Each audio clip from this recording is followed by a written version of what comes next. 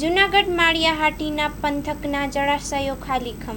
જૂનાગઢ માળિયાહાટીના પંથકના જળાશયો ખાલીખમ. હજુ તો ઉનાળો અડધો ગયો છે, સાથે જ જળાશયો તળિયાઝાટક થવાના આરે છે. હજુ અડધો ઉનાળો કાઢવાનો છે, ત્યારે પાણી માટે વલખા મારવા રહ્યા છે.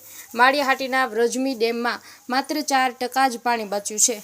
આ ડેમની વાત કરીએ તો આ વ્રજની ડેમ 6 થી 7 ગામોને પાણી પૂરું પાડે છે, પરંતુ હાલ ઉનાળાની શરૂઆત થતાની સાથે જ વ્રજમી ડેમ તળિયાઝાટક થવાના આરે છે. માત્ર 4% પાણી બચ્યું છે, જ્યારે માળિયાહાટીના પંથકમાં 4 થી 5 ગામોને પાણી પૂરું પાડતો ભાખરવડ ડેમમાં માત્ર 12% પાણી છે અને આ જળાશય પણ ખાલી થવાને આરે પહોંચી ગયો છે.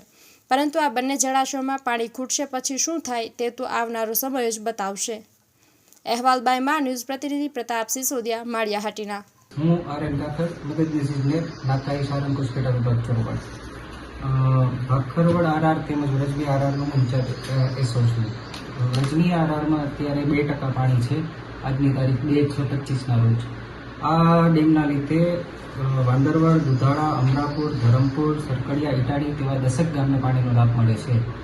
અત્યારે ઉનાળાના લીધે ડેમમાં એકદમ ઓછું પાણી છે.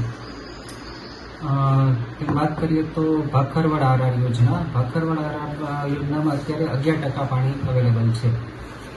ભાખરવડ ડેમના લીધે ભાખરવડ, વડાળા, માળિયા, ચાંદડી, ઘૂંટી, આંબેજા તેવા 8 ગામને પાણીનો ભૂગર્ભ પાણીનો ઊંચા દાવાના લીધે લાભ મળે છે.